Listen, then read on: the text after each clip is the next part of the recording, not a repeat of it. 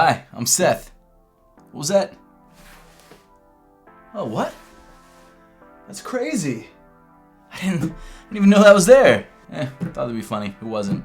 This is the new studio setup. It's not totally done yet. That's why we're kind of at an angle, because I need to finish up this side, which you guys can't see, but it's coming soon, and you guys are actually the first people to see it. No, not even my main channel, my unboxing channel. So you guys are getting special treatment today. Also because I didn't have a video to film for the main channel, so you guys just happen to be first. Regardless, I do have a pretty cool unboxing today, and as with everything that we unbox on the unboxing channel, all the links that you need are in the description below if you want to grab it for yourself or maybe just check it out. But if you follow me on Twitter at all, at @RealSethFowler, you already knew what this was because Amazon actually delivered it like this. Not interboxed or anything, so that was kind of nuts. They literally just stuck the shipping label on the front of this box, and I just peeled it off for the video so you guys couldn't see my address and where I live. But they just dropped this off my front porch, and thank goodness I was at home, because if this had been sitting on my front porch in Philadelphia, it would have been an early Christmas for somebody and not me. I know apparently you were supposed to click a button on the Amazon website that said send in frustration-free packing or whatever, but that shouldn't be something you have to click. Like, I didn't even see that button. I didn't even realize it could even possibly come like this. That's crazy to me. I get that it was Cyber Monday and there was a ton of different packages to ship out and you guys are trying to cut down on your packaging use or whatever. I get that, but at least warn me that it's gonna come in a box that you could literally pick up from Target. I mean, there's no mystery. You walk past my porch and you see this on my porch, you know exactly what it is. So that was kind of nuts, and I guess it's sort of my bad because I didn't click that button, but up until now that button hasn't been there, at least not that I've seen, and I've ordered a lot of expensive stuff off Amazon, and this is the first time they've delivered it like this. But with that little rant out of the way, I obviously did pick up an Xbox One S, the Gears 5 bundle, and the reason I went for an S and not an X, even though the X is apparently more powerful, blah blah blah blah, is because this was stupid cheap. I got this on Cyber Monday for $199 for an Xbox.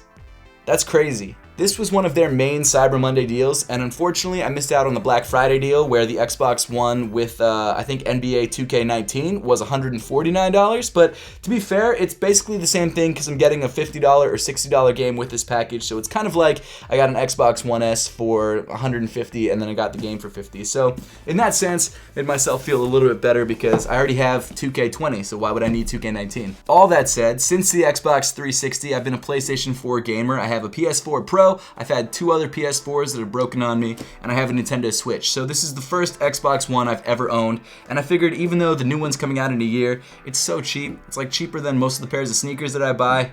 Why not just pick it up? So without further ado, let's cut this Xbox open, this Xbox box. I do have a 4K TV, so an Xbox One X probably would have been maybe a little bit better because then I could have played my games in native 4K. But my PlayStation 4 Pro already upscales, and honestly, I don't notice that big of a difference, and I'm not going to be playing it that much to where I feel like it's worth spending the extra $200 or $150, so I just went with the S. Plus, I like the white console. I think that's dope. I'm sure there's an Xbox One S that's in white, but whatever. Screw it. It doesn't matter. But without further ado, here we go. Look at that.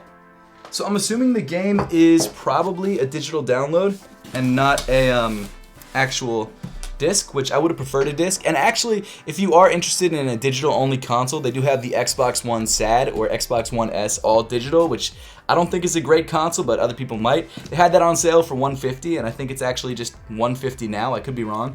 Mainly because no one really wants it, and that's because you can't borrow games from people and you can't like buy discounted games or anything like that. You have to buy everything digitally, which I have found myself doing on my Nintendo Switch because I travel a lot and I don't want to be carrying around a lot of cartridges. But for something like this, I'm just at home. Like, I don't need to worry about, you know, having everything on my console digitally. I'm just gonna buy the disc. So, and to be honest with you, I actually have a couple Xbox 360 games on discs that I want to play on this anyway, so it was not really an option for me to get the all digital one. But Seth, there's xCloud and there's all this other stuff coming out where you can play all these games digitally. Great, I don't care. I'm not worried about that. I want to play stuff I already have. I already spent $100 and $200 on this thing that I didn't really need, so why would I want to spend more? So inside the box, you have got some packaging and some padding and stuff like that. Let's pull it out. Actually, this might be the controller and stuff. Let's pull out the console first. Here, what's this? There's just so much crap in here. This is the digital download code. So it looks like it is, unfortunately, a digital game and not a disc.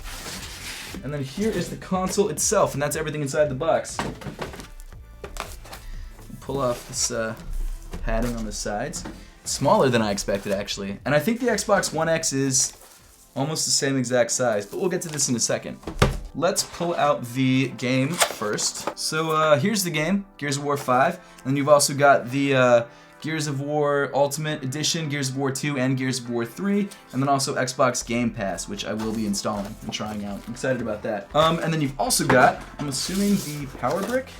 Oh, Power Brick and controller. There we go. Actually, there isn't a power brick. This console doesn't have a power brick. That's great. So you've got the just the cable, and then the HDMI cable. That's awesome. And then finally the Xbox One controller, which I think is my second favorite controller of all time. For me, the Xbox 360 controller is just the best controller ever. And this one feels great as well. Actually, it feels awesome. I still think I prefer the Xbox 360 controller though. And I definitely prefer this controller to the PlayStation 4s, even though PlayStation 4 you don't need to plug in, your batteries or anything like that. You can just charge it up with your console, but it is what it is. I'm sure there's accessories that I can get. I'm sure you guys know. I mean, this console's been out for what, 6 years at this point? So I'm just really behind the curve on this one. I guess I'll title this video, Is It Worth Buying an Xbox One in 2019 or 2020? Okay, and then here is the console itself. So I guess to answer that question, is it worth it? If you want to spend around $200, you can get an Xbox One S, either refurb or brand new in this case. And you can get all the games that have been out for years now and have a great console experience without having to wait for all the blockbusters to come out because they've already kind of come out by this point. You also don't have to worry about all your friends getting one because most of them who are going to get Xboxes probably already have one.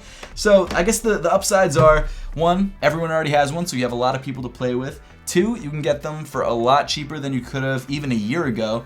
And 3, there's a huge game library. The only downside really is that there's a new console coming out next year, but usually adoption rates are pretty slow. So when I first got my PlayStation 4, I got it the week it came out, and no one else I knew had one. It actually took a couple months for people to start buying the console and to have friends playing online. Like, it took longer than I thought it would. So it's kind of nice to know that as soon as I turn this thing on, there's tons of friends that I can play with. So that's a big bonus. But mainly price. Price for me is the biggest thing. The fact that this was cheaper than a pair of sneakers that I usually buy was a big upside. Something else to keep in mind is that there's actually a ton of different console options available. So you have the all digital one, which is probably the cheapest. You have the original one, which kind of sucks and looks like shit, but it's probably cheaper too. And then you've got the Xbox One X, which is the super powerful one and probably is the most powerful console available right now. So if you're looking for power, you're looking for native 4K, that's the one to go for. And on Black Friday, I think that was around $350, and it probably will be discounted to maybe that price again right before Christmas. I'm not totally sure, but if you're willing to spend around $400, that's the way to go. If you want to spend as little money as possible and still get a console that has a disc drive and still is pretty powerful and can play games pretty well and is pretty compact package, the Xbox One S is definitely the way to go. And usually it's bundled with other games, so that's always a plus. I also didn't tell my fiance that I bought this and we're saving for a wedding, so she probably won't be too happy. Maybe I'll hide this in my office. We'll see. In all seriousness though, I got a new console, I got a controller, I got 4 games, one of which being pretty new, for $199. So I feel like that was a pretty good deal. My dog just can't chill. Stop it. Get some help. It's always kind of funny to me how Microsoft alternates between the white version of the console being the special edition and then the regular edition.